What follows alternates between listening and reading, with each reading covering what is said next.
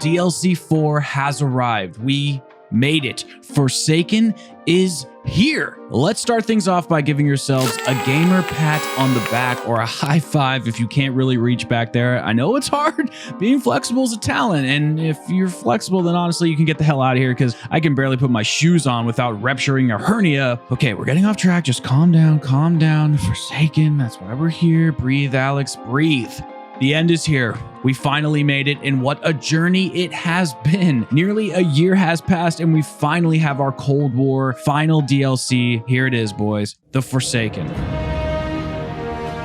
Oh shit, I had the wrong game up for a second. My bad. While there is a lot to say about the overall Cold War saga, the various seasons, particularly Season 6, the strange year of multiplayer, and the even stranger year of zombies, I think it's safe to say that I'm glad it's done. Now, this video is not going to be an overview of the entire Cold War Zombies series itself, but it will be a discussion about our concluding zombies map, The Forsaken. And I want to be honest, you know, because I can't lie to you guys about my feelings regarding this map. And the truth is, I'm all over the place. And if I could sum up my feelings with one word, that word would be conflict. Just like all the other Cold War Zombies maps that have been released, there genuinely feels like there is absolutely everything and nothing to say, and both of these feelings are existing simultaneously. I don't think I'm alone with this feeling either. The overall consensus seems to me that the community is split, and the two camps are what you come to find in these emotionally charged communities. One is absolutely in love, while the other feels like they have been stabbed in the back by the franchise they once loved dearly not so long ago. Now, I could go on for hours about the community and how I really believe that the outpouring of both love and outrage are really a farce, but I think it's best to save that topic for the Cold War Zombies recap video, because let's face it, there's a lot to say here and not enough time to say all of it. But gamers, my dudes, my bros, my broettes, we have a zombies map to talk about, and as the designated zombies community grumpy boomer, I gotta end this video because I gotta go to bed soon. I'm just kidding.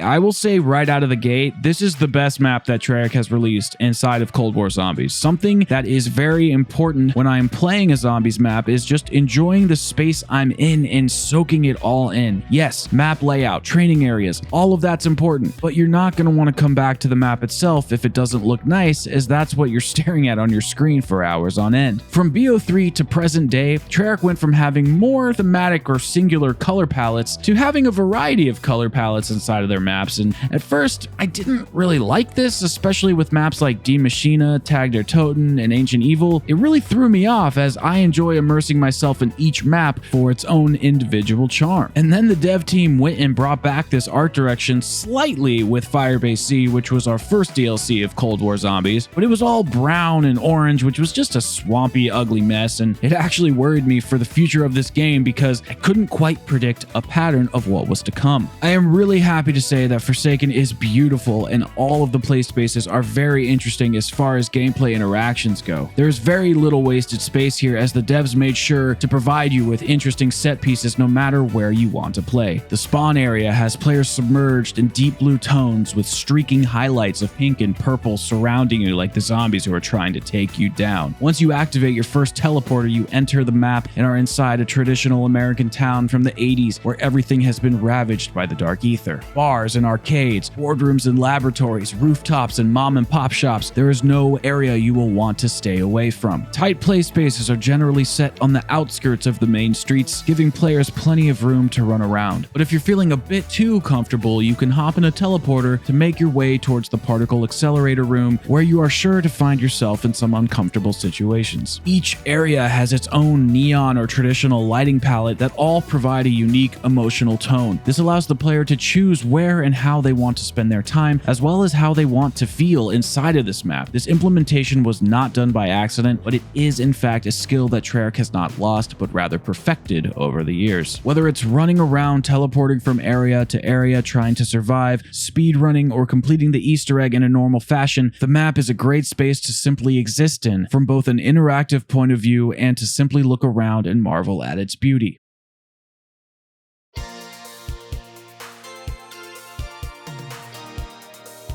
I want to give kudos to Treyarch for trying something a little different regarding map layout. For years, we have seen and been used to some pretty standard formulas regarding Treyarch's map design. With only a few slight variations over the years, the devs went ahead and took a big chance and decided to cook up something very unique. Forsaken doesn't seem to follow any of the traditional Zombies map layouts, nor does it seem to follow instructions from maps that deviated from the path like Mob of the Dead or Origins. At times, Forsaken is confusing, as I occasionally found myself getting lost while under pressure of trying to survive during a high round game or during a speed run. Since both sides of the maps are similarly laid out, I will often take the wrong zipline because I have confused where a particular shop, restaurant, or rooftop is that I want to play on. And while this isn't a deal breaker by any means, it's more of an annoyance, as in Zombies, a simple mistake can mean your whole run is over. The way I have been traversing on this map actually reminds me a bit of Revelations, as I have been circling the map and training zombies in a giant loop. And similar to Revelations, when you enter a new area, you end up having to reset your train due to teleporting and the resetting of zombie spawn points. And speaking of spawn points, let's talk about the spawn room area.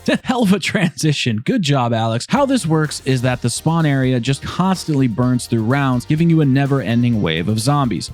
You can stay out here as long as you prefer, but once you go inside and come back to this area, it will just be another normal area of the map. So what do I think of this? Well, I think it's just okay. I think it's trying a little bit too hard to be a gimmick, but Treyarch didn't stick the landing with that gimmick. It's also trying to be similar to Moon, which was the DLC 4 Zombies map from Black Ops 1, and to be honest, it doesn't have the same ring to it. Moon's execution of this idea is utterly flawless, as it leaves you stranded with a pistol and like 50 bullets, one perk machine, and zombies whose difficulty ramps up so quickly you end up chickening out and just rushing into the space station. Forsaken Spawn Room is plagued with the same problems as the rest of the Cold War Zombies season, where it can't decide which fanbase it wants to cater to, so it just caters to none of them. The zombies difficulty does change as the rounds increase, but it doesn't really present any meaningful challenge and isn't unique enough to stand out from its predecessor inside of Black Ops 1. The overarching map layout inside of Forsaken feels like 3 or 4 smaller maps that have been glued together via teleporter, as each of these areas plays so differently from one before or after it. This is not a good or a bad thing, it just is. And while I know some people in the community are very unhappy with these design choices, I think it would be unfair not to commend Treyarch for giving it a strong shot and trying something just a little different.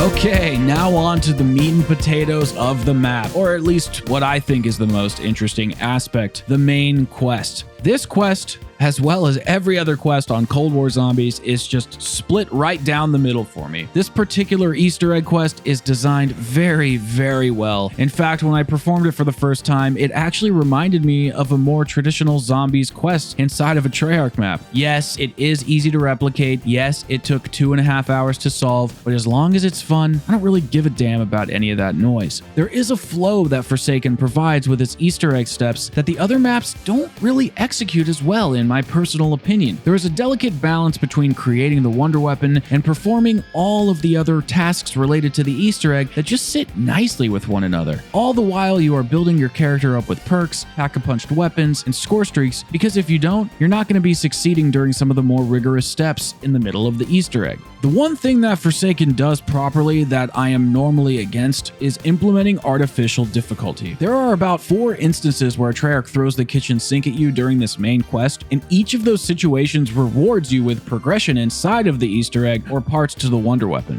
And since the Easter egg is designed to be completed in almost any way the player chooses, the wisdom you earn rewards you with anticipation and a streamlined experience, which in turn allows you to avoid being trapped by swarms of elite enemies. Artificial difficulty is something that needs to be used sparingly, not as a crutch, and it is definitely not a crutch inside Forsaken. And so I have to give credit where credit is due. Forsaken is also packed full of side Easter eggs that reward you with ray guns, wonder weapons, perks, grenades, basically everything that you could ever want or need. Of course, there are things now like the traditional bunny Easter egg, but Treyarch went above and beyond by adding some new variants of side quests that we have seen inside of other maps and modes. Ronald Raygun is back and he is now having you deliver pizzas. We also have an RC car racetrack, which is clearly Treyarch saying they want to develop the next Hot Wheels game, joking of course. They also brought back the buried/Mauer der Toten sharpshooter Easter egg, but if I'm being honest, what I'm mostly impressed with is the arcade system. This is something that IW Zombies did, and Treyarch cranked it up to 11. The Nacht der Untoten Easter egg is something that I didn't know I ever wanted. It actually made me super emotional because I started to think of the path that Treyarch could have taken with Cold War Zombies, a dark and creepy aesthetic, perhaps even Zombies Chronicles 2. Here's to hoping that Vanguard Zombies is everything we want it to be. Treyarch put a ton of effort into this map, and I really applaud Treyarch on their efforts, but the truth is, you just don't need side Easter eggs in Cold War Zombies. Yes, they are fun activities, but they're just not necessary in this mode due to the rapid systemic departure from previous Zombies iterations. And while we will not be discussing all of this inside of this video, it has to be said as it removes an element of excitement and rule bending from any map inside of the Cold War Zombies season that makes going for these sorts of quests worth the player's time. If I can just go 2 more rounds to buy a perk from the Wonder Fizz machine, it doesn't really make getting smacked upside the head by a Panzer worth the risk.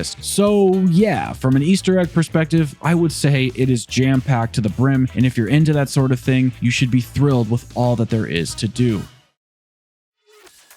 Ah yes, the Wonder Weapon. What would a Treyarch map be without its Wonder Weapon? This season has been a little bit underwhelming with these types of weapons in my personal opinion. Black Ops 3 and Infinite Warfare Zombies really knocked it out of the park. World War II and Black Ops 4 Zombies didn't really fail with the Wonder Weapon arsenal, but it has been nowhere near as bad as this year. But Treyarch, again, outdid themselves with this one. A magical axe that turns into a magical machine gun? Count me in.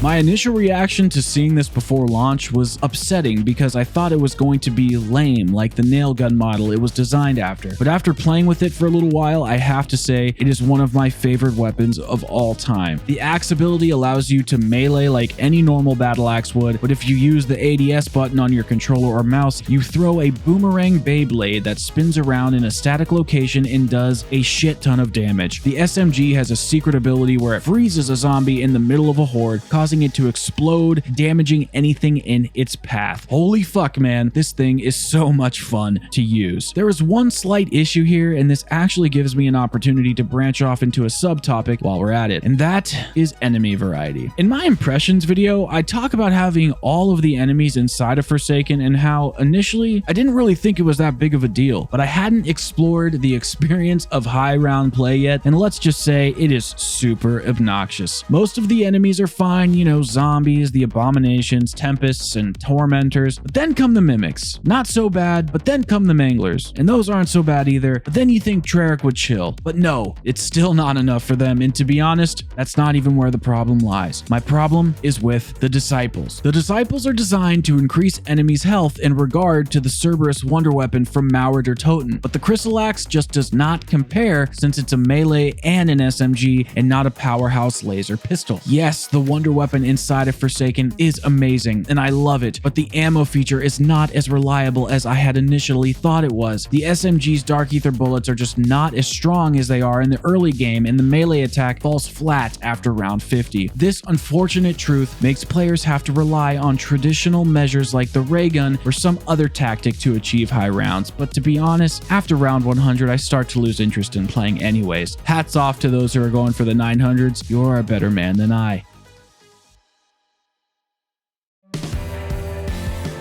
As most of you know by now, if you frequent the channel, boss fights, well, they're my jam. And a map without a boss fight or a map with a bad boss fight can be completely ruined, and I sometimes just won't even play it, even if everything else inside of the map is perfect. That is how important they are for me. And well, the boss fights in this game have been strange, to say the least. And the Forsaken boss fight, well, it was no different. Yes, ladies and gentlemen, after completing this Easter egg quest, you are set up to fight this epic boss with the name, you guessed it, Forsaken. Riveting stuff. And this boss fight is literally so good and so bad at the same time. It is genuinely packed with amazing narrative and gameplay mechanics. It has different phases which are super important for a boss fight, any boss fight really. There is literally so much to do. You have to fill up Samantha's energy transference ability by killing zombies in her circle. You have to destroy the armor on the Forsaken's body with your magical SMG axe. You have to shoot the giant bloke with a laser cannon, all while he grows more angry and evolves his attack output. And during this whole fiasco, every zombie type under the sun is spawning in trying to take you down. The devs also attempted a new narrative implementation during the fight as well by teleporting the player to an empty space to see all of their characters and friends just dead. It isn't necessary or anything, but I found it to be a nice touch as it really draws up the heat during the last half of the fight by showing you what your reality could have been. There are a couple of things I wish to add to the boss fight from a positive perspective, of course, that would make it better in my opinion. We gotta be constructive around here. It can't just be throwing shit at the wall and seeing what sticks. So thing number one I would like to add, I would like to intensify or extend the escort mission that leads up to this boss fight arena. I understand that this section is more of a story beat because we create the device to protect ourselves from the Dark Ether, but we have been teleporting around the map and even part of the map is submerged inside of the Dark Ether, so it doesn't really need to happen the way it does, and making it more difficult would allow the stakes to increase, thus making it more rewarding when you get to that other side. The second thing I wish they would change is to elongate the boss fight itself. Now, whether that be adding a fifth phase or perhaps making him more of a bullet sponge with his armor plates, I don't know what the answer is. I'm not a game designer, but if you know what you are doing, which I do, the boss fight ends in a flash. The easy difficulty of this boss fight really took the wind out of my sails as things on your screen appeared to be much more dangerous than they actually are. There was never a moment in this battle where I thought, this is it, I'm dead. In nearly every boss fight from previous Treyarch titles, there was always this feeling that I may not make it to the end, and all of the hard work I put into this quest could just go to waste, poof, vanish from thin air. That fear, that goal, that was my carrot on the stick that gave me tons of replayability and a vast sense of accomplishment when I finally completed the epic quest Treyarch laid out for me. The stakes inside of Forsaken could have not felt any lower, and for a map that is supposed to conclude the Cold War Zombie season, it's just purely disappointing. Treyarch has built something beautiful here with Cold War Zombies. They tried many new things, a lot of which I thought were great, and a lot of which I thought hurt the franchise, and I guess that's just okay. Forsaken was the map where you can really see what Treyarch's vision was for this game, and it's a shame that we only got one map of this caliber rather than 4 to 5 knockouts like we are used to. I like this map a lot, I really do, and as an isolated review, I'm gonna give it an 8.5 out of 10. If we're gonna compare it to other top guns of Zombies history, that's a different story, but we're not, and it is hands down the best map of the entire Cold War Zombies DLC season, and I can say that without a doubt in my mind. My problem isn't with the map, it's with the choices that Treyarch has made and how they do not line up with my needs as a player. The map does the same thing that the other maps do, which is creates an experience that is so focused on streamlining everything into a universal playstyle that you have no variation from game to game. I didn't really understand what Treyarch was going for this year, but they have finally found their footing with Forsaken. If you were around on the channel, then you know that I kept saying how confused I was on what Treyarch's vision was for this game. But now that they have finally solidified it, I feel like I can trust them to do good things with Vanguard as they continue to usher in this new era of zombies. All I can do is hope that they implement and mix the old styles and the new styles in such a way that all fan bases are satiated. Is that a tall order to ask Treyarch to fulfill? I don't know. I don't think so, but ultimately, time will tell. So there you have it, guys. The Forsaken review is done, as well as the final season for Cold War Zombies. What did you guys think about the map? What do you think about the game's direction in general? Are you worried or excited about Vanguard Zombies? What do you think the launch map or launch experience will be like? Leave all of your thoughts in the comments down below. Don't forget to like the video if you liked it, and dislike the video if you disliked it. And if you're interested in this type of content, don't forget to subscribe for more videos just like this one. And I will see you guys in the next one. Peace out, everybody.